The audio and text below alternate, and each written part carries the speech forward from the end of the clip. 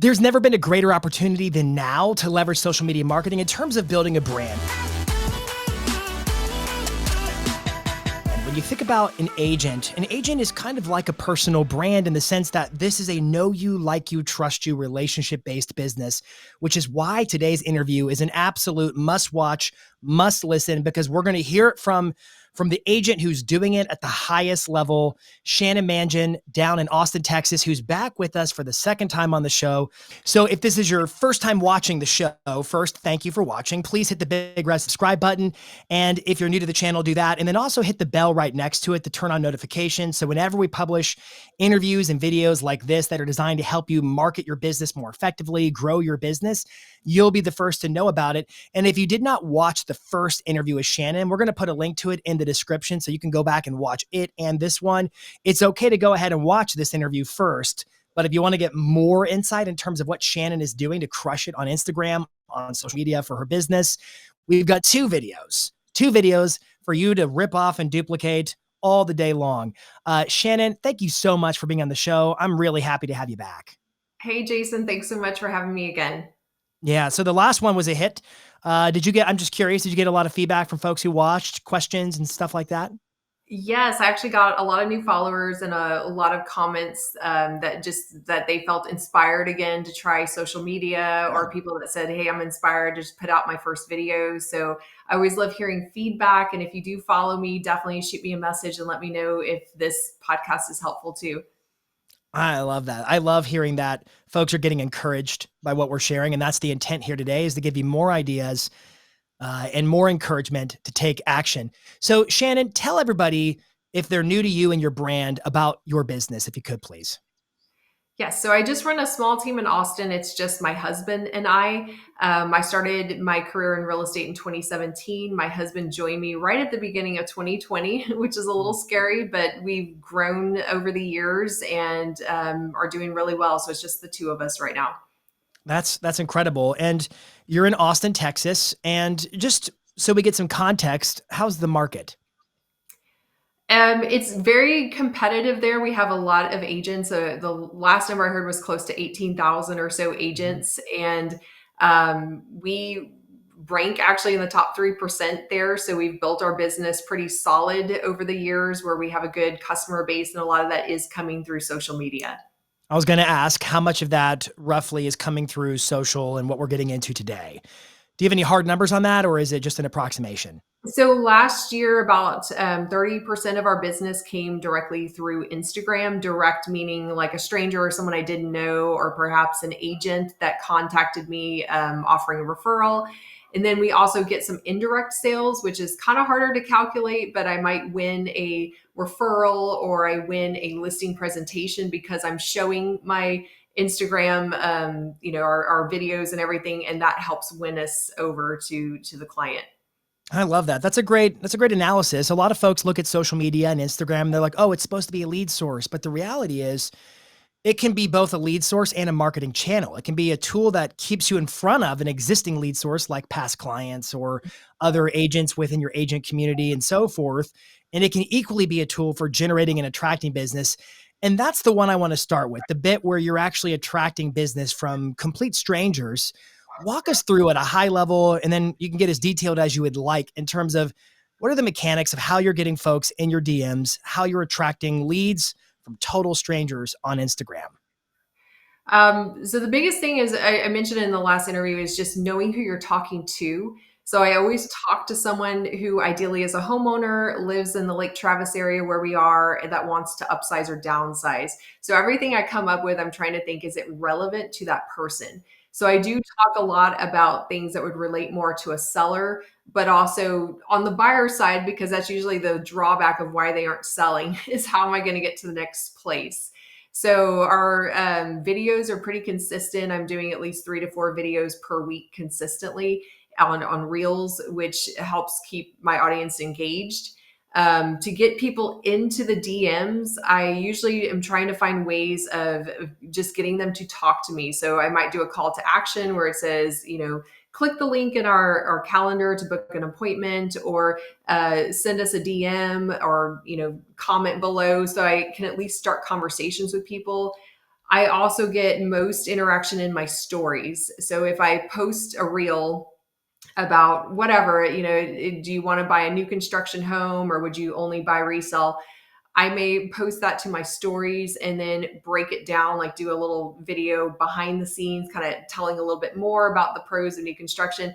And then I just put stickers in there. So people can respond yes, no, they can drop a question, they can ask me something. That immediately gets them talking to me. And then I will go back and see, okay, who voted yes, who voted no, and then just send messages to those people, to see, hey, are you actually thinking about something this year or not? And I'm just trying to start a conversation. And then once I've engaged with them, my next step is to get them into a phone call or a Zoom meeting. So I'm really trying to end that conversation quickly on the DMs and just say, hey, let's talk. Here's my number, or here's a link to my Calendly. And then we can book a quick Zoom meeting. Wow. That was I heard a lot of golden nuggets in there. Okay, so my big takeaways, because I want to go a little bit deeper on a couple of those items. First and foremost, you echoed what we've been teaching at our events, at Edge, and other events that we deliver as a coaching organization, that you get what your content attracts. I think a lot of folks out there, when it comes to making content, they think they got to make stuff that's, and I'm going to be a little bit contrarian in how I say this because I want you to react to me. It has to be super personal, or it can't be real estate-ish at all because that looks too salesy. But I'd make the argument you get what your content attracts, and you appear to be pretty adamant about making content that's relevant for folks who are living in or moving to the Lake Travis area around Austin. And lo and behold, that's what you get. Any comment to that first point? I do think it is important to throw in some personal stuff. So if you see my stories, sometimes it's pictures of my dog, it's pictures of me exercising or whatever. So I do throw in a little bit of personal stuff, but my actual feed, I look at it as I'm a business. And I follow other businesses that are not real estate related, whether it's like a clothing boutique I like or whatever. And I'm not anxious to see pictures of, their vacation photos and whatever they're doing. I'm there for the business. So I definitely want the majority of my stuff for me to focus on real estate. The way I kind of balance it, because like what if someone doesn't want to buy and sell, is I also try to sell the lifestyle. We're more out in the hill country. So I might showcase like a great restaurant we tried, a beautiful park, a winery, something fun to keep the non-sellers and buyers interested still. But definitely I want my account to be more educational when it comes to real estate. Yes, and for anybody who's following you, they would say, "Wow, that's true," but she's also hilarious. You mentioned about 3-ish reels per week or pieces of content per week. Talk to us about, you mentioned maybe a restaurant tour or a park tour. What types of content are you producing for the feed? And then I'm going to go to stories after we have this bit of dialogue. Absolutely. So when I look at creating videos, they should fall into one of three categories. Like it should have one of these purposes, either to educate, inspire, or entertain. If one of them could do like more than one, if it can fit two categories, that's even better. So for educational videos, that would be like market stats, a news headline, straightforward real estate advice. That's kind of a talking head video. Inspiration is going to be storytelling or painting a picture. So that could be a client success story, why we love living in the Texas Hill Country, a beautiful listing that you might be able to get. And then the third one, the entertain, could be some of the funny trending sounds and, spoofs on a movie, things like that. So I try to do a variety of at least one of those types of videos per week. And there's enough variation in there that I can kind of keep it fun and interesting. What about your non-video content? You are predominant. I'm scrolling through your feed now. It is predominantly video first, which, hooray, I applaud you. What about the strategy behind non-video content? We know Instagram, for instance, has restated recently that they're going to start prioritizing photos a bit more. And we know carousels are also performing pretty darn well these days. Yes, I'm definitely trying to incorporate at least one or two photo posts a week. And I have noticed, even though I haven't done a bunch of carousels, but even on some of my posts where it's just one picture, I am getting a ton of likes and better reach than I would have in the past. So definitely, yes, I would say incorporate some photos here and there, but mostly keep it video first. Mm. It's good stuff. Okay, so let's go back then to your story. So what I've heard so far is we're making 3-ish reels, video first content for the most part per week is designed for people who are living in, moving to, so to speak, I think you called it the hill country of, what did you call it? The hill country areas like west of Austin, all the Okay. suburbs and small towns outside of Austin. Okay, so you're super like on target in terms of your content strategy, but you mentioned more behind the scenes content. You were making use of story stickers whereby it's the polls, the quizzes, the ask me anything types of story stickers that are designed to get interactions. And I think when you say interactions, you really mean you're just trying to spark conversations. Can you expand on your story strategy? Yes. So with stories, it's super easy to go into the sticker and just pick something. It could be a poll, it could be a quiz if there's a one right or wrong answer, or there's one that just is an open question box that says ask me anything. So whenever I post a story, I try to put something where people are voting, some way or the other. It's like, do you think prices will go up and down? Is it, I posted one the other day talking about market stats, and my question was, who's winning right now in this market? I had kind of done a sports analysis of comparing it with the March stats with March Madness basketball. And so my question was, who's winning in this market, buyers, sellers, or it's neutral? And I got a whole bunch of responses. And so some of them are real estate agents, but there's some where I know, like, hey, this is a local person. And so I am just messaging that person, like, hey, would you want to know where your house is now? If it's someone that I already know, or just, what do you know about the Austin real estate market? Are you in the market for something? And not everyone replies, but some do. And at least now I'm talking to somebody. Well, and I love what you said. I mean, whether it's starting a conversation in my comments, using a story sticker of some form to get into the DMs, or just a direct call to action to DM me or message me, or maybe the notes feature instead of Instagram. I love that you're driving all folks into dialogue with you. And I love even more that you're ending that conversation as quickly as possible and taking it to a meeting. I think a lot of folks maybe rely too heavily on the DMs. And I thought what you said was a pretty astute observation. I want to get them from my DMs into a Zoom or a meeting or something to that effect as quickly as possible. Would you add any more commentary to that? Yes. So the reason for that is that the DMs are a nightmare to try to organize. And if I post a Yeah. silly story of my dogs and let's say 50 people put a little heart emoji, now if I had a real conversation, that's like buried somewhere in the bottom. And I have had it before where I'm like, I know I was talking to someone, I can't find them. Who were And they? yeah. So one tip I will say that's helped me a little bit with that is you can put a flag. You can Oh, flag a message, and there's just a little flag icon up there. And then when you go back to your DMs, you can say filter by flagged, and it will only pull up the flagged messages. And so that is one way I have learned, so I don't let someone slip through the cracks, is just to flag yeah. that, so I don't get buried by 100 little heart emojis. So that's a pro tip. A lot of folks are also using Meta's business suite. So Meta offers their business suite, which is standard with Meta, and you can have it whereby you can manage all your conversations in that tool on desktop.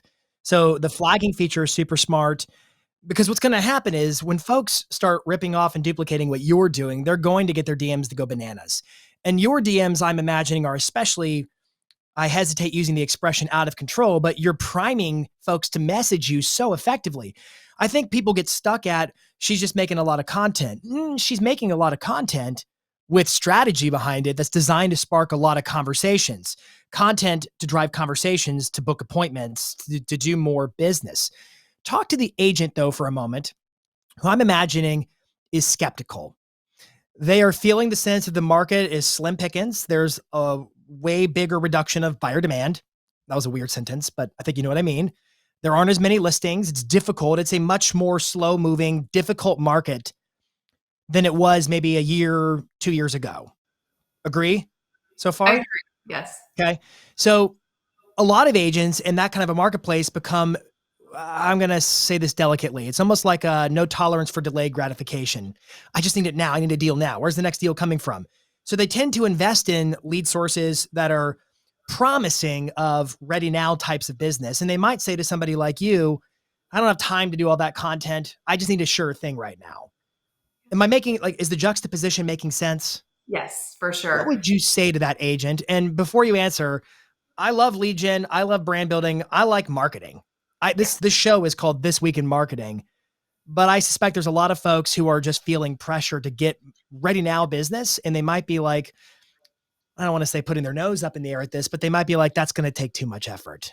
Go ahead and respond to that. I would say that, video marketing, it just enhances everything else that you're doing. So, I mean, if you're starting off with like hardly any followers, you're like, I just opened my account. Yes, it's going to take time to grow it. But if you are getting leads coming in through whatever site you're purchasing leads from, connect with those people, follow them on social. I mean, that's one of the first questions I ask someone if I meet them somewhere else. I'm like, hey, are you on social? Okay, let me look you up. Here's my account. And I start immediately following them. And so even if they're not quite ready, it's almost like they're seeing me every week. They're getting to know who I am. I also, when the market's down, that's like a great opportunity to stand out. We have more contracts right now than like we're starting off the year so much better than we did last year. And we're already on pace to outdo what we did last year with buyers. So even if the market's hard, I kind of look at that as that's an awesome opportunity for content. So the big thing right now is, okay, interest rates are high. Oh my gosh, we should wait for them to drop. Can we really afford a home? That's what buyers are thinking. That's what they're seeing on the news. So I'm looking at it as, what are the solutions for someone that actually wants to buy a house right now? So we're talking about, you can get a 2-1 buy down program. You could use our negotiating power. Let's lower the price. Let's get some concessions to do a permanent buy down. Look, new construction. We have a lot of builders offering these super low permanent fixed rates. And then I'm telling success stories of buyers that have overcome that. So it's focusing on the pain in the market, but okay, yes, this is a bad thing, but how are we fixing it? Here's all these different opportunities. Yeah. I'm picturing a video you did, and I was looking for it. I can't find it. And I wish I could remember I think it had to do with mortgage rates. And it was a video that showed up in my feed. And I thought, there's a really great perspective. You took sort of a hard bitter pill to swallow about rates and how it's affecting affordability. And you didn't try to dress it up like it wasn't an issue. You acknowledged the problem, but you took a different perspective at it. And it was such a silver lining, and it wasn't fictitious. You didn't make it up. It was true. And I found it to be such an encouraging post. I wish I could think of which one it was, but I would argue that's consistent across your content is you have a lot of thought leadership Yeah. where you talk about the market. You don't try to act like, hey, the market's great. Doesn't matter what it is. It's great because I want the sale. You have the hard conversations. And it seems like through that, buyers and sellers alike trust your word, and they watch your videos and they reach out to you because you tell it like it is, right?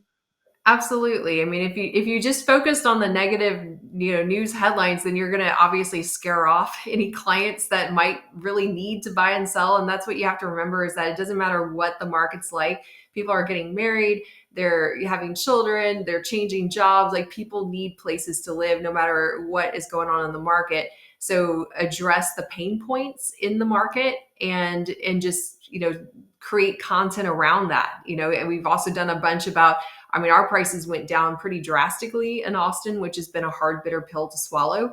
But, focusing on, okay, look at how much it's grown from January of 2020 to now. Like, we're still up almost 50% in appreciation, which is insane.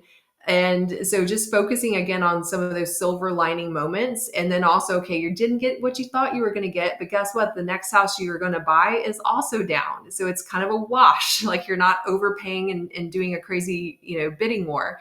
So all of my content, I would say I want it to be upbeat, even if the market's not. It's like, this is where it is. Here's the reality, but here's the solution. Here's how you can reason on it. If it is indeed a time where you need to buy and sell, this is how we're doing it. See, and I think you were talking about this because for those watching, Shannon did a panel interview with me at an event last week. And I believe that's where you said this idea of there's a lot of creators using headlines that are scary and doom mongering sounding to create clickbait content. And you have no objection to taking those hard issues. But at the same time, though, you're not going to pretend things aren't what they aren't just because you want to try to convince somebody to buy or sell now. The reality is there are folks who are in market to buy and sell now. And it seems like it's an underlying goal of every one of your videos to give a fair perspective of what's happening and look for the opportunity in it. not because you're oblivious, but because there are folks who are buying and selling in the market. The market's the market, and finding where the opportunity is your job as a broker. And I believe that has folks attracted to a personal brand like yours. They're a yes before you even talk to them, I'm guessing. Absolutely. I mean, why would you not want to work with an agent that's actually helping people, get contracts and get homes and amazing deals? And I will occasionally do a sarcastic video where it's maybe using a trending sound. So, like back in Mhm. 2021, we had crazy bidding wars, lines out the doors for Right. housing. So I did some where it was like, someone just like panicking and, using this trending sound that was negative. And so it's like, okay, buyers looking for homes in Austin, but then at the end, I might say, read caption for 2 ways to avoid a bidding war. So even if my Mm. video was nothing but negativity, if you read the caption, I had, okay, here's 2 ways if you do not want to get into a bidding war that you can, still buy a home here. And honestly, in that year from 2021 through like the crazy part of spring of 2022, we helped 42 buyers and 68% of them did not actually pay over asking price in Austin. And that was like the hottest, craziest sellers market ever. But I kept putting it out there like, Yeah. here's these strategies to not overpay. Or if you have the money and you want the house, here's how you win it. And we just kept getting more and more buyers. There's so much that you're saying that's true. So we have a maxim we use often that content is contribution. You are an embodiment of content is contribution. I think a lot of agents are of the hunt and gather mentality. I've got to go find a deal. Where's the next deal coming from? And they get into that mentality. Whereas you appear to have more of a shepherd's approach. I'm going to shepherd a flock. It's my job to guide an audience to making the best choices when the time is right for them and maybe their perfect time, even though the market and the news headlines may say otherwise. This is an individual personal decision. And I see that you just seem really committed to great content. I imagine when you go on a listing appointment that a lot of the heavy lifting a lot of other agents have to do to try to convince that seller, here's why you should listen to me. I'm willing to bet that work's already been done by the time you arrive. Absolutely. If they've already found me, especially on Instagram, and they already know, kind of know my style or they've seen our listing videos and whatever, then it's almost like a done deal. In many cases, they're not even interviewing other agents and they're just like, okay, we're so excited, to meet you and work with you, and they're just ready to go. So it takes a lot of that pressure off. And Yeah. then, like I said, if it's someone I don't know, I always ask them, "Hey, are you on social?" And I try to connect with them right away because I want them to see our personalities. That way, when you go in there, it's like they already have this picture of who you are. Yeah. Yeah, I love that. I think too many agents are missing the opportunity of video is making your brand for you. So when you walk in the door for a buyer consult or you talk to the lead or it's a listing appointment, the heavy lifting's done.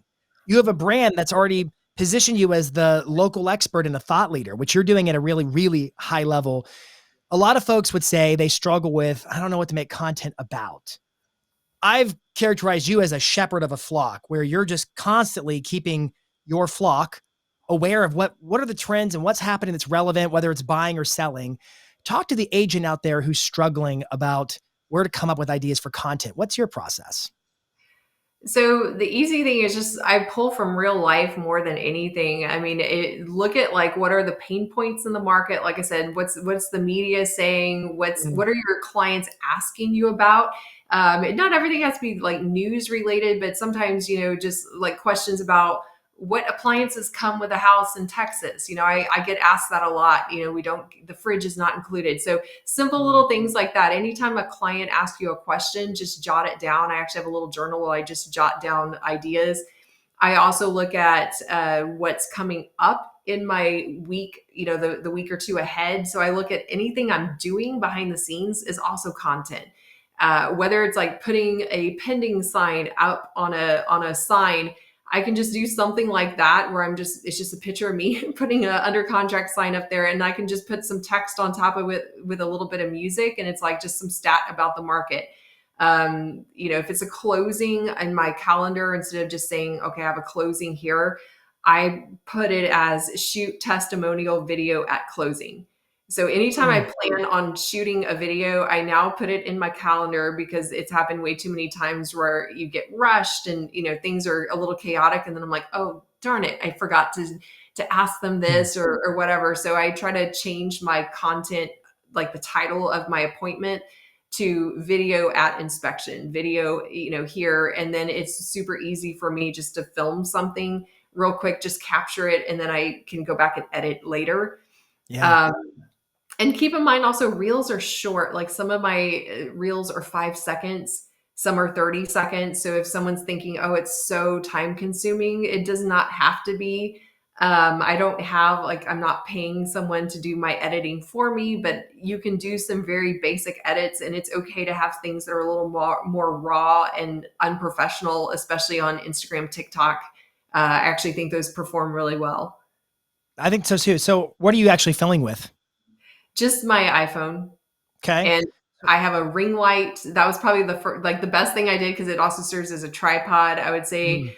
majority of everything I film is a lot of it in my house, in my living room, and or in my yard. Neighbors will see me like out on the street, and I'm just like, they just know I'm making a video.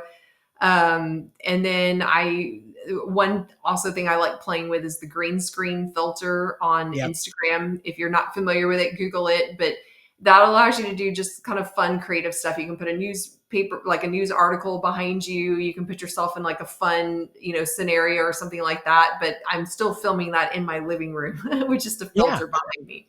And are you using any kind of a microphone or just using the iPhone? Just using my iPhone. Yeah. Okay. So there, everybody heard it. Now I have no qualms if you want to invest in video production. I like gear. I think it's fun. But you don't have to. And that's the main idea. Good content is not measured by the resolution of your camera, how fancy your equipment is, or what your production budget happened to have been.